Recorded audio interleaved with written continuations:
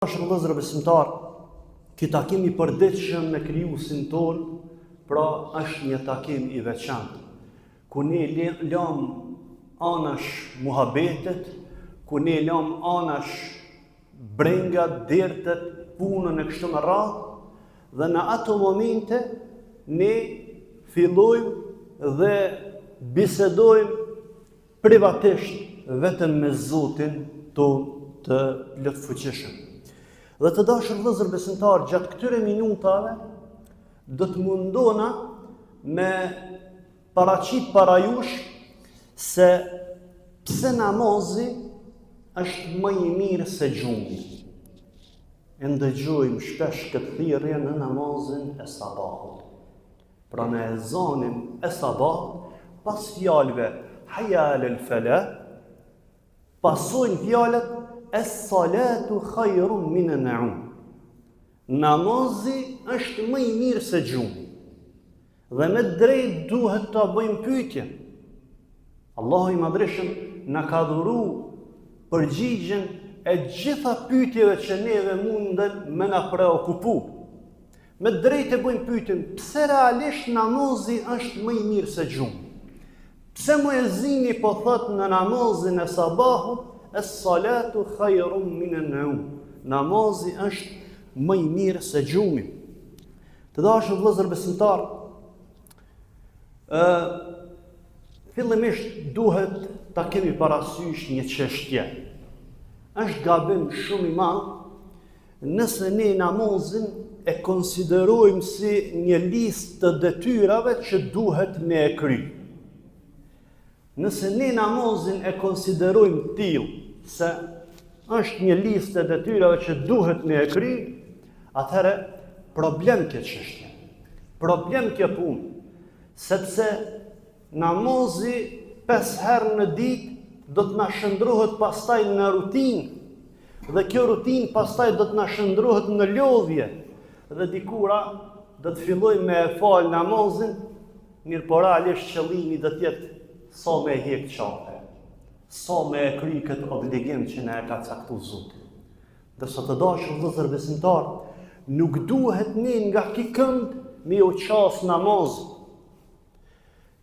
Mirë po duhet me u qas namazit nga kondi se në ato momente ti je në bisedë private me Zotin e Madhreshëm, I cili është mëshirues, furnizues dhe I cili çdo ditë lume ty të furnizon me të mira, me mira e mira të mira. Të dashur vëllezër besimtar, për ta kuptuar vlerën e vërtetë të namazit, fillimisht duhet ta kujtojmë mënyrën edhe formën se si erdhi ky namaz. Pra kur ta kuptojmë formën edhe mënyrën se çysh ka ardhur ky namaz, çysh është bo obligim ky namaz, atëherë me të vërtetë do ta shohim namazin me një sy krejtësisht ndryshe. Për dallim prej agjerimit, zakatit, haxhit, të cilat obligime erdhen nëpërmjet engjullit Xhibril.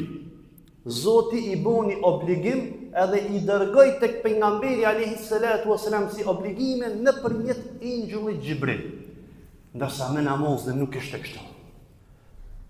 Për të tregu Zoti I Madhreshëm rëndësinë që e ka namazi, e ftoi të dashurin e tij, Muhammed Mustafa sallallahu alaihi wasallam, e ngriti mbi 7 katë qiell, në atë vend ku asnjë krijesë më herët edhe më vonë nuk kishte mundësi me arrit përveç Muhamedit sallallahu alaihi wasallam. Dhe aty e obligoi me 5 kohët e namazit.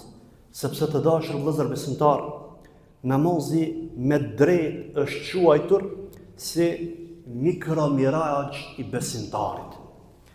Nëse pejgamberi sallallahu alaihi wasallam fizikisht bëri miraj, pra në natën e Isras dhe Mirajit të ngrit mbi 7 katë qiell, ne 5 herë në ditë shpirtnisht e bojmë një lloj mirajit. Ngritemi shpirtnisht tek Zoti. Ne 5 herë në ditë kur vjen koha e namazit, marrim tekbirin fillestar, që simbolika e tekbirit fillestar për pas që është hyrje në namaz, pra është çelësi i namazit, në të njëjtën kohë të dashur vëllezër besimtar, simbolika e tekbirit është se krejt problemet, krejt gajlet, krejt dertet e kësaj dunjoje mbrapa shpinës i lash. Në këto momente jam lidhur direkt me krijuesin tim. Në këto momente jam në bisedë private me krijuesin tim. Për këtë shkak tha pejgamberi sallallahu alaihi wasallam, besimtari kur është në namaz, ai është duke përshpëritur me Zotin e tij. Të dashur vëllezër besimtar, në mënyrë që namazi jonë të shndrohet në një namaz produktiv, në një namaz që ne kënaqemi përderisa e falim, sigurisht se përpos këtyre që i përmendëm, duhet me qenë edhe të përqendruar, edhe të koncentruar në të. Sepse pejgamberi sallallahu alaihi wasallam rahatinë dhe qetësinë e gjente pikërisht në namaz. Imagjinoni kur vjen te koha e namazit, e urdhëron te Bilali, muezinin e tij. Nuk i thoshte o Bilal, thirrë ezanin që ta kryjm namazin. Jo. Se ka dallim me thonë me kry namazin, edhe ka dallim një gjuhë pak më të ëmbël që e përdorte pejgamberi sallallahu alaihi wasallam. Dhe cila ishte ajo gjuhë? Thoshte o Bilal, thirrë ezanin që qetësohemi, që të kënaqemi në namaz. Pas ka dallim me thonë me kry namazin, edhe pas ka dallim namazin me e konsideru si një mundësi që me u qetësu në të. Atëherë, namazi me të vërtet shndrohet në diçka që ti me kënaqësi e bën. Mi po, si thash, në këtë kohë që ne jetojmë, fatkeqësisht mungon kjo qetësi. Pra, jetojmë në një kohë që koncentrimi nuk është maksimal. Koncentrimi nuk është në nivelin e duhur. Përqendrimi në namaz nuk është në nivelin e duhur. Sa fillojmë Allahu Akbar, me indjet e muhabeti që më ka zëjra i tjetëri para shënës. Sa fillojmë Allahu Akbar, me indja au që shkrujt njoni një status, au që ka kish përnda ai tjetëri e kështu në ra. Të dashur vëllezër besimtarë, për këtë shkak kemi nevojë që ne me i ndërmarrë disa hapa praktik në mënyrë që me rikthy koncentrimin në namaz. Për arsye se Zoti i Madhreshëm nuk të shpërblen ty për sasinë e namazit, mirë po të shpërblen për cilësinë e namazit. Dhe këtë mës miri ju mujni me na dëshmu pikërisht këtu mërgim që punani. Qysh të vlerëson shefi Gjerman? A të vlerëson që me bo punë sa ma shumë, apo ta vlerëson cilësinë e punës? Sa je i përpik në punën që e ban? Sa me precizitet e ban punën tënde? Të dashur vëllezër besimtar, nuk duhet me qenë namazi i tillë për neve që me kry, me he gajle. Jo, namazi duhet me qenë një mundësi që ne me u qetësu dhe me u përqendru në të, sepse jemi në lidhje direkte me krijuesin e gjithësisë. Po cilat janë hapat praktik? Shumë mendojnë se koncentrimi në namaz fillon prej të tekbiri fillestar. Në momentin që e mendon se koncentrimi në namaz fillon prej momentit kur thua Allahu Akbar dhe aty duhesh me u koncentruar gabim, koncentrimi fillon shumë më herët. Ka nevojë një para pregaditjet më të hershme me e bon. Kur kemi qenë vegjël me këtë, njëra prej kushteve që na i kanë mësuar namazit, kanë qenë 6 para se me fillu namazin, 6 pasi që fillon namazi. Por pasi që jemi në namaz, cilat janë ato 6 kushte që duhet plotësohen para se me fillu namazin? Pra, morrja e abdesit. të jetë i pastër trupi, rrobat dhe vendi ku të t'i falim, të mbulohet aureti, pjesa e turpshme e trupit, drejtimi ka kibla, namazit bëhet në kohën e caktuar dhe bërja e njetit.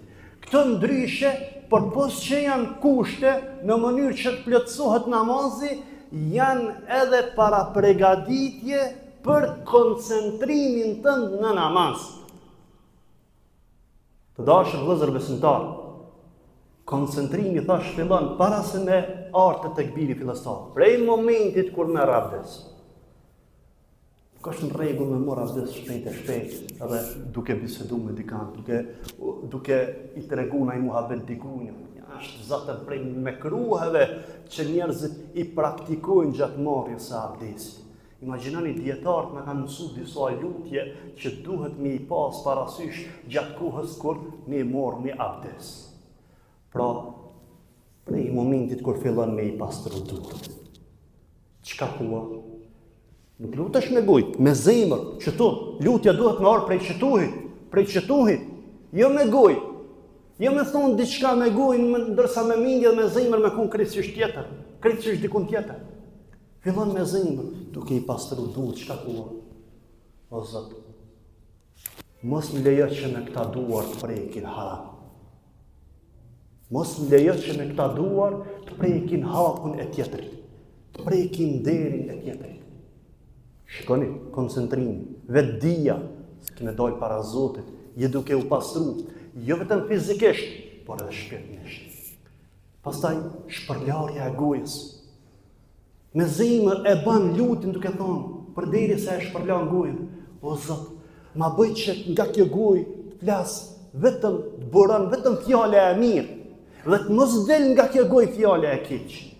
Përderi se e pastron hundën, të lutesh me zemër duke thonë, o Zot, ma mundëso që ta ndi aromën e xhenetit, dhe mos ta ndi aromën e xhehenimit. Përderi se e pastron fytyrën, thuash o Zot, ma zbardh fytyrën në atë ditë ku shumë fytyra do të nxihen në ditën e gjykimit. Pastaj vijon krah, përderisa pastron krahun e djathtë, me zemër lutu duke thonë, o Zot, ma mundëso që në ditën e gjykimit librin e veprave ta marr në dorën e djathtë, sepse tha pejgamberi sallallahu alaihi wasallam, ai i cili e merr, i jepet libri i veprave në dorën e djathtë ka shpëtu, dhe përderisa e pastron krahun e majt të thuash, o Zot, mos e bërë që libri i veprave të mia të vjen në dorën e majt. Pastaj vjen fërkimi i kokës dhe lutesh me zemër duke thonë, o Zot, ma mundëso që t'jem në hijen e arshit tënd në atë ditë ku nuk do të ketë hije tjetër, për pos hije së arshit tënd. Pastaj pastrojmë veshët dhe themi, o Zot, ma mundëso që dëgjoj gjithmonë të mirën dhe ta largoj dëgjimin tim aty ku përgojohet, aty ku shtifen, aty ku fliten gjërat më të ndyta. Kur pastrojmë këmbët, duke i pastru këmbët, shpirtnisht lutemi duke thonë, o Zot, mi forca këmbë në urën e siratit. Sepse ai që i ka këmbët e forta atë ditë me e kalu urën e siratit ka shpëtu, dhe ai qarshet ka dështu.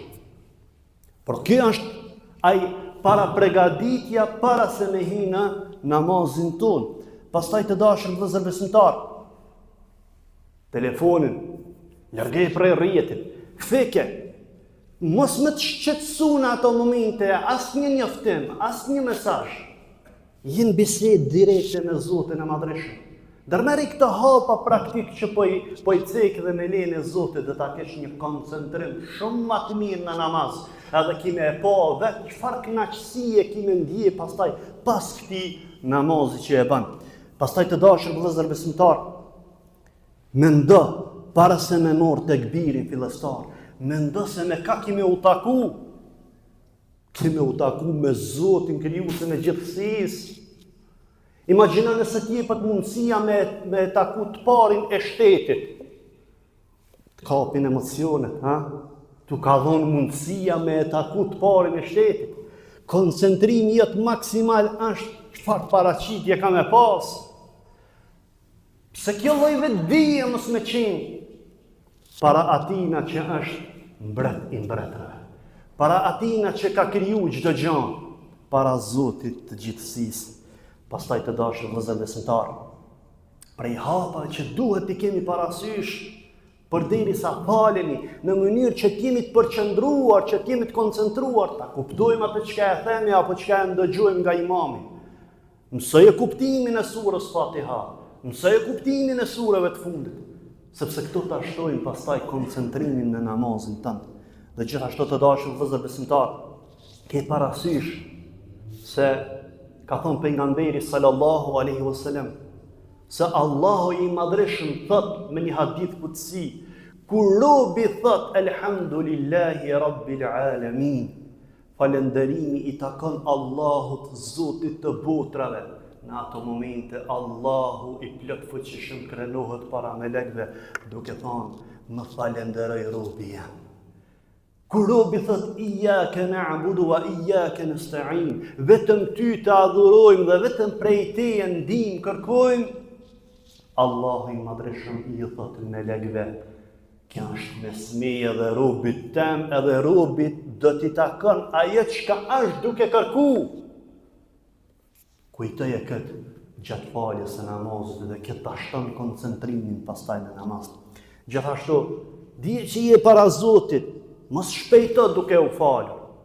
Falu ngadalë, merr frym thellë kur të bish në ruku, kur thuash subhana rabbiyal azim. I patëmeta është Zoti im i madhreshëm. Kur të bish në sejdë, dije që në ato momente je më afër Zotit dhe thua subhana rabbiyal ala. I patëmeta është Zoti jam më i lartësuar, më i larti. Kujtoj në ato momente se ai i cili synon me të deviju në ato momente është duke qaj, është shejtani.